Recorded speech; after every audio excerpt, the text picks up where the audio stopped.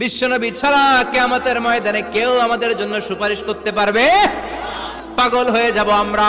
সূর্যটা মাথার কাছে, ক্ষুধায় তৃষ্ণায় জিহ্বাটা কুকুরের মতো বের হয়ে ঝুলতে থাকবে, মাথার মগজগুলো গলে গলে নাকের ছিদ্র দিয়ে কানের ছিদ্র দিয়ে বেয়ে বেয়ে পড়তে থাকবে।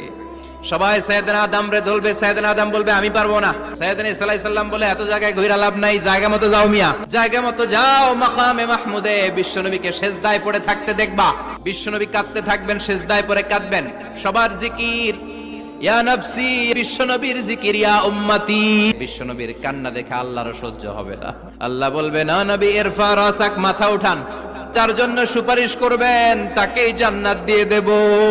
বিশ্বনবী বলেন সব নবীর দুনিয়াতে একটা স্পেশাল দোয়া ছিল, সব নবীর ওই দোয়াটা দুনিয়াতেই করেছেন। বিশ্বনবী বলেন আমি আমার দোয়াটা কিয়ামতের দিন ওই দিন করে আমি তোমাদের সুপারিশ করে জান্নাতে পাঠায়া দেব।